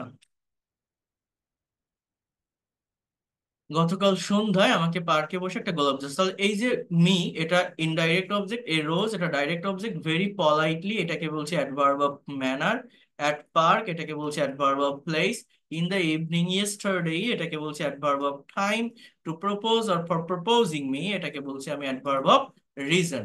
ওকে, সো এইভাবে যে কোনো শর্ট সেন্টেন্সকে অ্যাডভার্বের ব্যবহার করে বা ডাব্লিউএইচ ওয়ার্ড দিয়ে ভার্বকে কোশ্চেন করে একটা সেন্টেন্স কিন্তু বড় করা যায়, একটা সেন্টেন্সে এক্সট্রা ইনফরমেশন নিয়ে আসা যায়। এই গেল আপনাদের একটা সাইড। কি বললাম, যে একটা সেন্টেন্সের ফাংশন কি, একটা সেন্টেন্সের ওয়ার্ডার কি। একটা সেন্টেন্স বা বাক্য তৈরি করতে গেলে প্রথমে একটা সাবজেক্ট লাগে, দেন ভার্ব ইউজ করতে হবে, তারপর অবজেক্ট। অবজেক্ট কিভাবে পাবো, ভার্বকে কি বা কাকে দ্বারা প্রশ্ন করলে আমরা অবজেক্ট পাই। সেই জায়গাটাতে আবার প্রথমত ভার্বকে you have to ask the question to the verb with what and whom. এরপরে কি করতে হবে, এরপর আমাদের ভার্বকে আবার প্রশ্ন করতে হবে হাউ, হোয়ার, হোয়েন, হোয়াই। তাহলে একটা সেন্টেন্সের ভিতর আমি আরো তথ্য পাবো, আরো ইনফরমেশন পাবো, একটা সেন্টেন্সকে আরো বড় করতে পারবো বা লং করতে পারবো। এটা হচ্ছে আমার সেন্টেন্সের নিয়ম, অর্থাৎ কিভাবে টেনে লম্বা করতে হয়, একটা সেন্টেন্সকে বড় করতে হয়। অনেকে ভর্তি হওয়ার সময় বারবার আপনার বলছিলেন যে স্যার আপনি কোনো বই দিবেন, বই পড়তে হবে। আমি আপনাদের বারবার বলছি, বই পড়ে ভাষা শেখা যায় না। একটা ভাষা শিখতে গেলে রিয়েল লাইফের সঙ্গে অ্যাডাপ্ট করতে হয়, প্র্যাকটিক্যালি শিখতে হয়। এই যে জিনিসগুলো আমি এতক্ষণ করালাম, এ কি আমার কোনো তৈরি করা ফাইল? আমি কিন্তু টাইপ করে লিখে লিখে এগুলো দেখাচ্ছি আপনাদের। আপনি যে কোনো টিচারের কাছে ইংলিশ শিখতে যান, দেখতে যান, সবাই ওই বই থেকেই শেখায়, বইয়ের কন্টেন্টই দেখায়। কারণ আমি যতটা পারি, বই, কন্টেন্ট, ফাইল, পিডিএফ সবই আমার কাছে আছে, আমি সেগুলো শো করি। বাট ওইভাবে দেখে দেখে পড়ানো বা ওই অভ্যাস, ওই হ্যাবিটটা আমার নেই। আমার সবসময় মনে হয় স্বাধীনভাবে যদি পড়াতে পারি, অর্থাৎ আমার মতো করে আমার মনে যা আসে সেভাবে যদি আমি তাদেরকে বোঝাতে পারি বা নিতে পারি, এবং আমি সেটাই করে থাকি মোস্ট অফ দ্য টাইম। আপনারা আমার আগের যে ক্লাসগুলো, ফ্রি ক্লাসে যারা ছিলেন বা সামনে ক্লাসগুলো আসবে, দেখবেন, দেখলে আপনারা বুঝতে পারবেন কারণ আমি আমার কখনো ওই যে মুখস্থ করা টপিক বা একটা জায়গার ভিতরে সীমাবদ্ধ থাকতে আমার ভালো লাগে না। যেহেতু আমি একটা ভাষা শিখতেছি, একটা ভাষা শিখতে গেলে সেই ভাষা বা ল্যাঙ্গুয়েজের মতো করেই আমি শিখবো। এর ভিতরে কি আছে, আমি কেন পারতেছি না, কেন একটা বাক্যকে বড় করতে পারতেছি না, তাহলে আমার ঠিক কোন জায়গাটায় ফোকাস করতে হবে, কোন টেকনিকটা ইউজ করতে হবে। আমি সবসময় এই বিষয়গুলোর উপরেই বেশি ফোকাস করে থাকি বা দিয়ে থাকি, এবং আপনাদেরকেও আমি সেইভাবে শিখাবো। আমি আবারও বলছি, কেউ ক্লাস মিস দিবেন না। আমি যে ক্লাসগুলো নেই, আমি যে কথাগুলো বলি, এই কথাগুলো অনেক অনেক বেশি ইম্পর্টেন্ট। আমি আবারও বলছি, এগুলো আপনারা 10,000, 20,000, 25,000 টাকার অনেকেই এখানে আছেন যারা বিভিন্ন জায়গায় আইএলটিএস এর কোর্স করেন, সেই কোর্সের থেকেও পাবেন না যেটা আমার এই জায়গাটা থেকে পাবেন। কারণ আমি ইন ডিটেলসে সবকিছু বুঝিয়ে থাকি। আমি বারবার বলছি, এই যে এতগুলো মানুষ আপনারা ভর্তি হয়েছেন, আমার ফ্রি ক্লাস দেখেই তো ভর্তি হয়েছেন, আমার বোঝানোর ধরন বা কথাবার্তা দেখেই তো ভর্তি হয়েছেন। না হলে তো আমি তো কোনো রংচটা বিজ্ঞাপন দেখে আপনাদের ভর্তি করাইনি। ক্লাস দেখছেন, অনেকগুলো করছেন, শিখছেন, ভালো লাগছে, সেইখান থেকে মোটিভেটেড হয়েই তো ভর্তি হয়েছেন। তো এইখানে আরো ওয়েল এনভায়রনমেন্টে সবকিছু পাবেন। জাস্ট একটু ওয়েট করতে হবে, একটু ধৈর্য ধরতে হবে। সব যে একদিনেই পেয়ে যাবেন, একদিনেই সবকিছু হবে এরকম না। আমি যেটা ডিউরেশন দিয়েছি, যে টাইমটা দিয়েছি, যে 3 মাসের ভিতরে কভার করব, সেটাই হবে। বাট সেইটুকু টাইম তো আমাকে অ্যাটলিস্ট দিতে হবে। অনেকে 1-2 দিনে অধৈর্য হয়ে যায়, পারতেছি না, হচ্ছে না, এটা না সেটা না। কিন্তু এটা করলে হবে না, ধারাবাহিকতা মেনটেন করে ক্লাসগুলো করতে হবে। আপনাদের প্রত্যেককে আমি পার্সোনালিও দেখবো, বাট তার জন্য একটু সময় দিতে হবে, একটু ওয়েট করতে হবে, কেবল তো শুরু করছি। তো দেখেন, আমি আর বাকি কথাগুলো পরে বলতেছি। এখন এই যে বিষয়টা আমি দেখালাম, সেটা কি, যে কিভাবে একটা সেন্টেন্সকে বড় করতে হয়, টেনে লম্বা করতে হয়, একটা গেল একটা সাইড। আরেকটা বিষয় আমি কি, এই যে আপনারা কোর্সে ভর্তি হয়েছেন ইংরেজি শেখার জন্য, ইংলিশে কথা বলার জন্য, মানে যে আমাদের যে স্পোকেন ইংলিশ, এই স্পোকেন ইংলিশ জিনিসটা কি, এই যা দেখালাম এতক্ষণ, এর সাথে কিন্তু স্পোকেন ইংলিশ কানেক্টেড না। স্পোকেন ইংলিশ জিনিসটা হচ্ছে এই ভার্বের সাথে কানেক্টেড, যে ইট, প্লে, ডু, ড্রাইভ, এইটার বিভিন্ন ফর্মের চেঞ্জ, এইটা চেঞ্জিং টাই হচ্ছে মূলত স্পোকেন ইংলিশ। একটা সাইড দেখালাম, আগে এটা মনে রাখেন যে কিভাবে একটা সেন্টেন্স টেনে লম্বা করতে হয়, বড় করতে হয়, একটা সেন্টেন্স বা বাক্যের ভিতর কিভাবে ওয়ার্ডের পর ওয়ার্ড বা ফ্রেজ গুলো বসে, এক্সট্রা ইনফরমেশন কিভাবে নিয়ে আসতে হয়। এখন আমাদের আরেকটা ওয়ে বা আরেকটা বিষয় দেখতে হবে, সেটা হচ্ছে কিভাবে একটা সেন্টেন্সকে ঘোরাতে হয়, এরকম করে ঘুরবে, হ্যাঁ। অর্থাৎ সেন্টেন্স সময়ের পরিবর্তন হবে, যেটা আমরা পারি না বলেই কথা বলতে পারি না। স্পোকেন ইংলিশ জিনিসটা কি, স্পোকেন ইংলিশ জিনিসটা হচ্ছে এই সময়ের পরিবর্তন, যেটা আমরা করতে পারি না বলেই ইংলিশে কথা বলতে পারি। তাহলে আমি এগুলো একটু কেটে দেই, এটা রেকর্ড তো থাকবে, আপনারা দেখতে পারবেন পরবর্তীতে।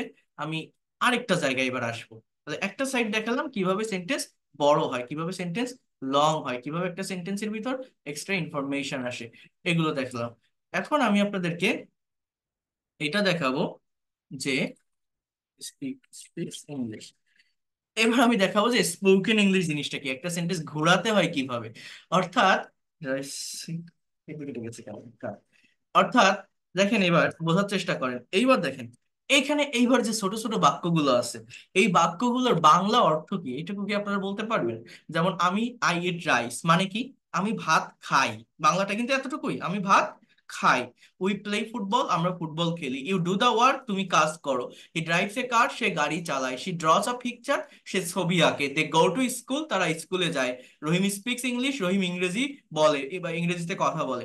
তো এই যে সেন্টেন্স বা এই যে বাক্যগুলো আমি লিখলাম, কথাটা মনোযোগ দিয়ে বোঝেন, এই যে সেন্টেন্স বা বাক্যগুলো আমি এখানে লিখলাম আপনাদের, এই বাক্যগুলো যারা টেন্স বোঝেন, কোন টেন্সে লেখা, সাবজেক্টের পর ভার্বের প্রেজেন্ট ফর্ম, এই বাক্যগুলো যারা টেন্স বোঝেন তারা এক বাক্যে বলবেন যেগুলো হচ্ছে সিম্পল প্রেজেন্ট টেন্স বা প্রেজেন্ট ইনডিফিনিট টেন্সের সেন্টেন্স। আমি বুঝবো কিভাবে, সাবজেক্টের পরে যে ভার্বটা আছে, যে eat, play, do, drive, draw, go, speak, এগুলোকে বলা হয় প্রেজেন্ট ফর্মের ভার্ব। একটা ভার্বে টোটাল 5টা ফর্ম থাকে, বাট এই প্রথম যে ফর্ম V1, যেটা এটা যদি বসে সেটাকে প্রেজেন্ট ইনডিফিনিট টেন্স বলি। তার ডেফিনেশনটা কি, কোন একটা কাজ রেগুলার হইতে হয়, প্রতিদিন হয়, অ্যাজ ইউজুয়াল হয়, কেউ কোনো কাজ করে থাকে, হ্যাবিচুয়াল কোনো ফ্যাক্ট। তো আপনি যখন ইংলিশে কারোর সঙ্গে স্পিকিং করবেন, কমিউনিকেশন করবেন বা কথা বলবেন, এরকম একটা রেগুলার ওয়ের কথা বা একটা স্টেবল সেন্স বা টাইমের উপর ডিপেন্ড করে আপনি কারোর সাথে কনভারসেশন বা কমিউনিকেশন করতে পারবেন না। when you will make a conversation with someone or foreigner, when you will make when you will communicate with other people, you need to change your sense, you need to change your thought, you have to change your time.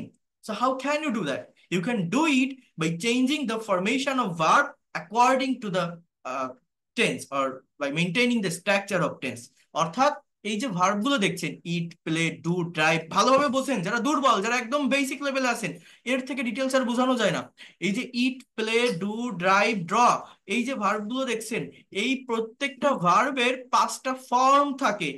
বা ইংলিশে যত verb আছে সব ভার্বেরই form থাকে, যেটা conjugation of verb বলা হয়। ভার্বের ফর্ম গুলো কেমন?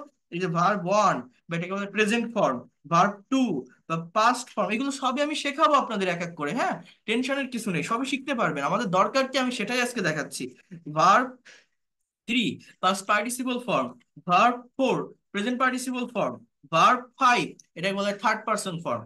যেমন এই যে ইট মানে খাওয়া, এই ভার্বটার পাস্ট ফর্ম হচ্ছে এট। এখন এই জিনিসটা যদি আপনি না জানেন, আপনি ইংলিশে কথা বলতে পারবেন না। এই ভার্বের পাস্ট পার্টিসিপল ফর্ম হচ্ছে ইটেন, এই ভার্বের প্রেজেন্ট পার্টিসিপল হচ্ছে ইটিং, এই ভার্বের থার্ড পারসন হচ্ছে ইটস। এই যে একটা ভার্ব ড্র, এর মানে আঁকা, এর পাস্ট ফর্ম হচ্ছে ড্রিউ। এটা যদি আপনি না জানেন, ইংলিশে কথা বলতে পারবেন না। কারণ একটা স্টেবল পজিশনে বা একটা স্টেবল টাইমে কথাকে রেখে কখনো সামনের দিকে এগোনো এগোনো যায় না। কথা চেঞ্জ করতে হয়, সময় পরিবর্তন করতে হয়, টাইমের পরিবর্তন করতে হয়। পরিবর্তনটা সম্ভব হয় ভার্বের ফর্মের পরিবর্তনের মাধ্যমে। ড্র, ডিউ, ড্রন, এর পাস্ট পার্টিসিপল প্রেজেন্ট পার্টিসিপল হচ্ছে ড্রয়িং, এর থার্ড পারসন হচ্ছে ড্রস। এই যে স্পিক মানে বলা, এর পাস্ট ফর্ম হচ্ছে স্পোক। আমি ইংরেজি বলেছিলাম, আই স্পোক ইংলিশ, আমি ইংরেজি বলেছি, আই হ্যাভ স্পোকেন ইংলিশ, এর পাস্ট পার্টিসিপল হচ্ছে স্পোকেন। পারফেক্ট টেন্স গুলোতে বসে। প্রেজেন্ট পার্টিসিপল গুলো কোথায় বসে? কন্টিনিউয়াস টেন্স গুলোতে। আর এই যে ডিআরআইভিএস, এই যে ভি5 যেটা বা ভার্বের থার্ড পারসন ফর্ম, এটা প্রেজেন্ট ইনডিফিনিট টেন্সে subject third person singular number হলে এই ফর্ম গুলো বসাতে হয়। তো ভার্বের ফর্ম না জানলে টেন্স শিখে কোনো লাভ হবে না। টেন্সটা মূলত কি? টেন্সটা হচ্ছে মূলত ভার্বের ফর্মের পরিবর্তন। এক একটা টেন্সের স্ট্রাকচারে এক এক ভার্বের ফর্ম বসে সময়ের পরিবর্তন হয়, কথার পরিবর্তন হয়, কালের পরিবর্তন হয়। সময়ে, কথা বা কালের পরিবর্তন হয়। DRIVES, ড্রাইভস, ড্রাইভ মানে চালানো, এর পাস্ট ফর্ম হচ্ছে ড্রোভ, পাস্ট পার্টিসিপল ফর্ম হচ্ছে ড্রিভেন, প্রেজেন্ট পার্টিসিপল ফর্ম হচ্ছে ড্রাইভিং, থার্ড পারসন ফর্ম হচ্ছে ড্রাইভস। থার্ড পারসন ফর্ম কি? DRIVENG, থার্ড পারসন ফর্ম হচ্ছে ড্রাইভস। এইভাবে প্রতিটা ভার্বের 5টা করে ফর্ম থাকে, যত ভার্ব আছে ইংরেজি ভাষায়। এই রাইটের পাস্ট ফর্ম কি বলেন তো? রাইট মানে লেখা, এর past form wrote, past participle form, past participle form written, present participle form writing, third person form writes. এরকম প্রতিটা ভার্বের 5টা করে ফর্ম থাকে। এই ফর্মটা আমার কেন লাগে? আমি যখন ইংলিশে কারোর সঙ্গে কথা বলবো, আমি একটা স্টেবল পজিশনে এরকম কথাকে রেখে বলতে পারবো না। আমাদের সময়ের পরিবর্তন করতে হয়, কালের পরিবর্তন করতে হয়। আর এই পরিবর্তনের জন্যই টেন্স শিখতে হয়। ইংলিশে 3 প্রকার টেন্স আছে, প্রেজেন্ট, পাস্ট এবং ফিউচার। এই 3টা টেন্সের আবার 4টা করে ভাগ আছে, 4টা ক্লাসিফিকেশন আছে। Indefinite, continuous, perfect, perfect continuous. Total English ল্যাঙ্গুয়েজে 3-4-12টা টেন্সের স্ট্রাকচার থাকে। এই 12টা টেন্সের স্ট্রাকচার সম্পর্কে যদি আপনি ক্লিয়ার কনসেপ্ট রাখেন, তাহলে 12 ধরনের সেন্টেন্স তৈরি করতে পারবেন। একটা পার্টিকুলার ভার্বকে 12টা ওয়েতে, 12 ভাবে, 12 দিকে নিতে পারবেন বা বলতে পারবেন। অর্থাৎ একটা কথাকে ঘোরাতে পারবেন। এই ঘোরানোটা যে শিখতে পারবে, যে বাংলায় যে কথাটা যে টাইমে ভাববে, সেটা ইনস্ট্যান্টলি যদি সঠিক ফর্ম মেনটেন করে ইংলিশে পুট করতে পারেন, you will be expert in spoken English. Spoken English আর কিছুই না এটা ছাড়া। অর্থাৎ একটা কথাকে কতগুলো ওয়েতে, কত ভাবে, কতগুলো সেন্সে, কত দিকে নেওয়া যায় বা বলা যায়, এটাই স্পোকেন ইংলিশ। এটা সম্পর্কে যার কনসেপ্ট থাকবে, সে ইংলিশে কথা বলতে পারবে। টেন্স শিখি, টেন্সের স্ট্রাকচার কি? ভার্বের ফর্মের চেঞ্জ। অর্থাৎ এটাও আমি দেখিয়েছিলাম যারা আমার ফ্রি ক্লাসে ছিলেন প্রথম দিকে। মনে করেন আমি দুইজন ব্যক্তির ভিতরে একটা কনভারসেশন তৈরি করব, এ এবং বি, এই দুইজন ব্যক্তি। এই এ বি কে বলছে, আপনি কি রাতে ভাত খেয়েছেন? এটার ইংলিশ কি জানেন? Have you eaten rice at night? Have you eaten rice at night? আপনি কি রাতে ভাত খেয়েছেন? বি বলছে, আমি এখনো খাইনি, আমি এখনো খাইনি। আপনি কি এখন ভাত খাচ্ছেন? আপনি কি এখন ভাত খাচ্ছেন? হ্যাঁ। So I have not eat rice yet, অর্থাৎ আমি এখনো ভাত খাইনি। আ- আপনি কি এখন ভাত খাচ্ছেন? অর্থাৎ are you eating rice now? আবার এ বলছে যে না, আমি সকালে খেয়েছিলাম, I ate rice in the morning. আমি সকালে ভাত খেয়েছিলাম, আমি এখন খাবো না। অর্থাৎ I will not eat now, আমি এখন খাবো না। তো এই যে এ এবং বি দুইজন ব্যক্তির ভিতর একটা সিম্পল জাস্ট একটা কনভারসেশন আমি মেক করলাম, এখানে একটা কমন ভার্ব ব্যবহার করেছি প্রতিটা বাক্যে, সেটা হচ্ছে ইট। ইট মানে আমরা জানি কি খাওয়া, কিন্তু এই খাওয়া কথাটা, এই ইট শব্দটাকে দেখেন, আমি কোথাও লিখছি EATEN ইটেন, কোথাও লিখছি আমি EATING ইটিং, আবার এখানে আর লিখছি, এখানে আমি আবার হ্যাভ লিখছি, আবার কোথাও লিখছি ATE এট, আবার কোথাও লিখছি এই যে উইল নট ইট। এই যে জায়গাটা অর্থাৎ ইট, এট, ইটেন, ইটিং, এই জিনিসগুলো মূলত কি? এই জিনিসগুলো হচ্ছে মূলত সময়ের পরিবর্তন। আমি যে টাইমে কথা বলতে চাচ্ছি সেই টাইম অনুযায়ী টেন্সের স্ট্রাকচার আছে, এই স্ট্রাকচার অনুযায়ী টেন্সের স্ট্রাকচারটা মূলত কি, ভার্বের ফরম্যাট চেঞ্জ। এক একটা টেন্সে এক এক ধরনের ভার্ব বসে, এই ভার্বের ফরম্যাট চেঞ্জটা যে করতে পারবে, বাংলায় একটা কথা আপনি ভাবছেন, সেটাকে সেটাকে যে টাইমে আপনি ভাবছেন সেই টাইমের ইংলিশ ফর্ম ভার্বের যদি আপনি ইউজ করতে পারেন, তাহলে আপনি ইংলিশে কথা বলতে পারবেন। আমরা এটা পারি না বলেই ইংলিশে কথা বলতে পারি না, অর্থাৎ আমরা এই ভার্বের ফর্মই আমরা জানি না। আমরা একটা সেন্টেন্স সাবজেক্ট ভার্ব পরপর সাজাতেই পারি না। আমরা অন্যান্য বিভিন্ন জায়গা থেকে ইংরেজি শেখার চেষ্টা করি, টাং টুইস্টার শিখি বা প্রোনাউন্সিয়েশন শিখি বা বিভিন্ন এক্সপ্রেশন শিখি, বিভিন্ন ফ্রেজ শিখি, বিভিন্ন সেন্টেন্সের স্ট্রাকচার শিখি। ভাই এগুলো শিখে তো কোনো লাভ হবে না। আপনি যদি অরিজিন জায়গাটা না বোঝেন, একটা বাক্য মূলত কি, বাক্যে কি আছে আমি পারি না, কিসের জন্য পারি না, কোন কারণে পারি না, আমি কথার পরিবর্তন করতে পারি না, বাংলায় একটা সময়ে আমি ভাবতেছি সেই সময়টাকে ইনস্ট্যান্টলি ইংলিশে আমি ট্রান্সফর্ম করতে পারতেছি না। এটা ট্রান্সফর্ম করার জন্য আগে ভার্বের ফর্ম শেখা লাগবে। সেই ভার্বের ফর্মকে টেন্সের স্ট্রাকচার অনুযায়ী যদি আপনি মেনটেন করতে পারেন এবং ইনস্ট্যান্টলি যদি কথা বলতে পারেন, তাহলেই আপনি ইংলিশ এক্সপার্ট, তাহলে আপনি ফ্লুয়েন্ট হতে পারবেন। এই ছাড়া আর কিছু না। তো আমরা তো এই ভার্বের ফর্ম সম্পর্কে কয়টা জানেন? 20টা, 25টা, 50টা? তার বেশি দেখবেন মোস্ট অফ দ্য স্টুডেন্ট জানে না। শত শত ভার্ব আছে sir, past form, past participle form আপনি জানেন না, শুধুমাত্র এই কারণে আপনি কথা বলতে পারেন না। তো এগুলো আমি আপনাদেরকে শেখাবো, সামনের যে ক্লাসগুলো আছে সেগুলো থেকে আমি শেখাবো, এটা নিয়ে টেনশনের কিছু নেই। বাট অ্যাকচুয়াল জিনিসটাকে আমি সেইটা আপনাদের বোঝানোর চেষ্টা করছি। প্রথমে একটা বিষয় আমি দেখিয়েছি কিভাবে একটা সেন্টেন্সকে লং করতে হয়, টেনে লম্বা করতে হয়, আর একটা বিষয় দেখালাম কিভাবে একটা সেন্টেন্সকে ঘোরাতে হয়, পরিবর্তন করতে হয়। অর্থাৎ আমার এই যে একটা সেন্টেন্স, হি ড্রাইভস এ কার, এই সেন্টেন্সটার বাংলা অর্থ কি? যে সে একটা গাড়ি চালায়। কোন টেন্সে আছে? Present indefinite tense. এখন আমি কি বলছি, আমার কাজটা কি? এই যে ড্রাইভ মানে যে চালানো, এই চালানো কথাটাকে আমরা কতগুলো ওয়েতে, কতগুলো টাইমে, কত ভাবে নিতে পারি বা বলতে পারি। এটা যত বেশি সময় আপনি ট্রান্সফর্ম করতে পারবেন, বাংলায় যে কোনো টাইমে আপনি ভাবলেই সেটাকে ইংলিশে কথা বলতে পারবেন। আমরা বিভিন্ন টাইমে বাংলায় কথা বলি, ভাবি, বাট ইংলিশে সেটা নিতে পারি না, শুধু এটা না জানার কারণে। সাবজেক্ট সাবজেক্টের জায়গা থাকে, অবজেক্ট অবজেক্টের জায়গা থাকে, আমার পরিবর্তনটা কোথায় হয়? পরিবর্তন এই ভার্বের ফর্মে।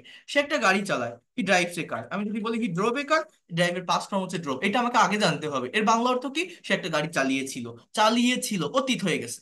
তাহলে he will drive, he will drive a car, সে একটা গাড়ি চালাবে। He is driving A car, সে একটা গাড়ি চালাইতেছে। হি ওয়াজ ড্রাইভিং এ কার, সে একটা গাড়ি চালাচ্ছিল। He will be driving A car, সে একটা গাড়ি চালাতে থাকবে। He has driven A car, সে একটা গাড়ি চালিয়েছে, সে একটা গাড়ি চালিয়েছে। হি হ্যাজ ড্রিভেন, সে একটা গাড়ি চালিয়েছে। এই আমার 7টা ফর্ম লেখা হয়ে গেছে। এরকম ভাবে যদি আপনি টেন্স জানেন, সে গাড়ি চালায়, চালিয়েছিল, চালাবে, চালাইতেছে, চালাচ্ছিল, চালাতে থাকবে, চালিয়েছে, যদি টেন্স জানেন, একটা কথাকে সর্বোচ্চ 12টা ওয়েতে, 12 ভাবে, 12 দিকে আপনি নিতে পারবেন বা বলতে পারবেন। বাট এই 12টা টেন্সের স্ট্রাকচার আবার আপনার মনের ভাব প্রকাশের জন্য যথেষ্ট নয়। এই জায়গাটাতে আমি বলছিলাম মনের হোল সেন্স বা থটটাকে আরো ডেভেলপ করার জন্য, আরো মডিফাই করার জন্য আমাদের মূলত মডাল এবং সেমি মডালের ব্যবহার শিখতে হয়। সেটা হচ্ছে ইংলিশ ল্যাঙ্গুয়েজে 18টার মতো মডাল সেমি মডাল আছে, ক্যান, কুড, মে, মাইট। এবং এদের একটা সুবিধা হচ্ছে টেন্সের স্ট্রাকচারে মেইন ভার্বের যেমন ফরম্যাট চেঞ্জ হয়, মডালের ক্ষেত্রে সেটা হয় না। মডালগুলো হচ্ছে এক ধরনের অক্সিলারি ভার্ব এবং ওদের পরে মেইন ভার্ব অলওয়েজ প্রেজেন্ট ফর্মে থাকে। তো সেগুলো যদি আপনি জানেন, যেমন আপনি যদি বলেন he can drive a car, সে গাড়ি চালাতে পারে, এই ক্যানের পরিবর্তে আপনি যদি বলেন he could drive a car, সে গাড়ি চালাতে পারতো। হি উড ড্রাইভ এ কার, এখানে মডেলের অর্থ অনুযায়ী সেন্টেন্সের অর্থ হয়। সে গাড়ি চালাতো, he use to drive a car, সে গাড়ি চালাতে অভ্যস্ত ছিল। He must drive a car, সে অবশ্যই গাড়ি চালাবে। He should drive a car, তার গাড়ি চালানো উচিত। He is two drive a কার, এটাকে সেমি মডেল বলে, তাকে গাড়ি চালাতে হয়। ওয়াজ টু ড্রাইভ এ কার, চালাতে হতো। He has to drive a car, চালাতে হবে। He had to drive a car, চালাতে হয়েছিল। He is suppose to drive a car, তার গাড়ি চালানোর কথা। সো এরকম ভাবে আমি আপনাদের এগুলো আগেও বলছি, ইংলিশ ল্যাঙ্গুয়েজে 12টা টেন্সের স্ট্রাকচার আছে এবং 18টার মতো মডাল এবং সেমি মডাল ভার্ব আছে। এই 12 + 18 টোটাল 30টা স্ট্রাকচার হয়। যারা প্রথম ফ্রি ক্লাসগুলোতে ছিলেন না, এটা তো পেইড কোর্স, আমি একদম শুরু থেকেই করাচ্ছি। সবাই মনোযোগ দিয়ে দেখেন, ইংলিশে 12টা টেন্সের স্ট্রাকচার আর এই 18টার মতো মডেল এবং সেমি মডেল, টোটাল 30টা স্ট্রাকচার হয়। 30টা স্ট্রাকচার মানে কি, একটা পার্টিকুলার কথাকে, একটা পার্টিকুলার ভার্বকে আপনি 30 দিকে 30 ভাবে 30টা ওয়েতে নিতে পারবেন বা বলতে পারবেন। এবং এটা যদি আপনি পারেন, আমরা প্রথমত কথার বা সময়ের পরিবর্তনের জন্য টেন্স শিখি, কিন্তু শুধু টেন্স দিয়ে মনের সব কথা প্রকাশ করা যায় না। এর জন্য মডেল সেমি মডেলের ব্যবহার বা এইগুলো শিখতে হবে। এটা শিখতে পারলে মনের হোল সেন্স বা যে কোনো কিছু আপনি বাংলায় ভাবলে ইনস্ট্যান্টলি ইংলিশে সেটা কনভার্ট করতে পারবেন। ভার্বের ফর্ম জানতে হবে এবং টেন্স, মডেল, সেমি মডেলের সঠিক ব্যবহার জানতে হবে। জাস্ট এইটুকু যদি আপনি পারেন, আপনার আর কোথাও কোনো প্রবলেম হবে না। এই জিনিসগুলোকেই আমরা প্র্যাকটিক্যালি রাইটিং বলেন, স্পিকিং বলেন, কনভারসেশনে অ্যাপ্লাই করব। এর বাইরে আর কিছু নেই ইংলিশ ল্যাঙ্গুয়েজে, বিশ্বাস করেন, এর বাইরে আর কোনো কিছু নেই। যা কিছু আছে সব বাড়তি অংশ, এক্সটেনশনাল পার্ট, বাট মেইন অংশ বা জিস্ট এই যেটা দেখালাম এইটাই। দুইটা দিক, দুইটা বিষয় আপনাকে মনে রাখতে হবে। একটা হচ্ছে একটা সেন্টেন্সকে কিভাবে লং করা যায়, লম্বা করা যায়, সেন্টেন্সকে কিভাবে বড় করা যায়, একটা সেন্টেন্স বা বাক্যের ভিতর কিভাবে এক্সট্রা ইনফরমেশন আসে, সেটা কি অবজেক্ট এবং অ্যাডভার্বের ব্যবহার করে, অর্থাৎ ভার্বকে ডাবল বেস ওয়ার্ড দ্বারা কোশ্চেন করে। আরেকটা বিষয়, 2 নম্বর বিষয় হচ্ছে একটা সেন্টেন্সকে কিভাবে ঘুরানো যায়, অর্থাৎ একটা সেন্টেন্সের সময়ের পরিবর্তনটা কিভাবে করা যায়। যে টাইমে একটা কথা আমি বলতে চাচ্ছি, একটা মানুষের সঙ্গে যখন আমি কনভারসেশন করছি, যে সময়কে মেনটেন করে কনভারসেশন করছি, সেই সময় অনুযায়ী ভার্বকে পুট করতে হবে। সেটা হতে পারে টেন্স, মডেল বা সেমি মডেল মেনটেন করে। এতটুকু যদি আপনি করতে পারেন, অর্থাৎ এই 30টা সেন্স, একটা কথাকে যদি 30 ভাবে পরিবর্তন করতে পারেন, whatever you think in Bengali, you will be able to speak in English, you will be able to convert or transform that sentences in English. ইংরেজি ভাষায় এর বাইরে আর কিছু নেই। এই বিষয়গুলোই আমরা কিন্তু নেক্সট ক্লাসগুলো থেকে ধারাবাহিকতা মেনটেন করে ইন ডিটেলসে শিখতে থাকবো। তাহলে কি বললাম, সেন্টেন্সকে কিভাবে লম্বা করতে হয়, সেন্টেন্সকে কিভাবে ঘোরাতে হয়, এটাই ইংরেজি ভাষা, এর বাইরে আর কিছু নেই। লম্বা করতে হয় পার্ট অফ স্পিচের ফাংশন জেনে, ঘোরাতে হয় টেন্স, মডেল, সেমি মডেল, এর সঙ্গে আরেকটা বিষয় জানা লাগে, সেটা হচ্ছে প্যাসিভ ভয়েসের স্ট্রাকচার, এগুলোর ফাংশন জেনে। এইটুকু যদি আপনি জানেন, এই জিনিসগুলোকেই প্র্যাকটিক্যালি স্পিকিং, রাইটিং বা কনভারসেশনে আমি আপনাদের অ্যাপ্লাই করে দেবো। ইংরেজি ভাষা খুব বেশি কিছু নেই, কঠিন কিছু না, খুবই সহজ জিনিস, খুবই সিম্পল, খুবই স্ট্রেইট একটা ল্যাঙ্গুয়েজ। কমপ্লেক্সিটির কিছুই নাই এখানে। বাট আমরা নিজেরা এটাকে জটিল করি, আমরা ওই ধরনের গাইডলাইন পাই না, ওই ধরনের মেন্টরিং পাই না, আমরা ওই ধরনের সাপোর্ট ছোটবেলা থেকে পেয়ে আসিনি, বা আমাদের টিচার্সরা যেভাবে পড়িয়েছে আমাদের বিভিন্ন স্কুল বা কলেজ লাইফে, তাদেরও ওই ধরনের অ্যাকচুয়াল যে কনসেপ্ট, প্র্যাকটিক্যাল যে কনসেপ্ট তাদের নেই বা ছিল না। এজন্যই ইভেন তারা যখন লেখাপড়া করছে, তারা যখন স্টাডি করছে, এই সব কৌশল, ম্যাটেরিয়ালস, টেকনিক তারা পায়নি। তারা গ্রামার বই পড়ছে, যেভাবে পারছে, ভালো শিক্ষকের সাপোর্ট পায়নি, তো সেভাবেই তারা বিল্ড আপ হয়েছে। বাট এখন the world is going to be modern, the world is going to be competitive.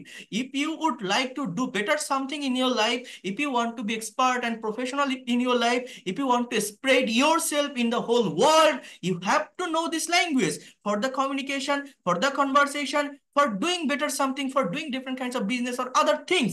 For that reason, what you are doing, whatever can be your profession, আপনি টিচার্স হতে পারেন, officers হতে পারেন, engineer হতে পারেন, doctor হতে পারেন, even you can be a farmer. But if you do better something with whole world, you have to learn this language, right? That is the things. So এজন্যই আমি আপনাদের বলছি, আমি যেভাবে করাই সেভাবে করতে থাকেন, আমি যেভাবে বোঝাই, আমার নিজের প্রতি কনফিডেন্ট আছে, আমার প্রত্যেকটা স্টুডেন্ট ভালোভাবে এক্সপার্ট এবং ফ্লুয়েন্ট হতে পারবে, আমি সেভাবেই শেখাই। আমি কোথাও কোনো জায়গায় গ্যাপ রাখি না। প্রত্যেকটা ক্লাস রেগুলারিটি, ধারাবাহিকতা মেনটেন করে করবেন, আশা করি অনেক দ্রুত, অনেক ভালোভাবে এই ভাষাটা আপনারা ডেভেলপ করতে পারবেন। এখানে কারো কোথাও কোনো সমস্যা হবে না।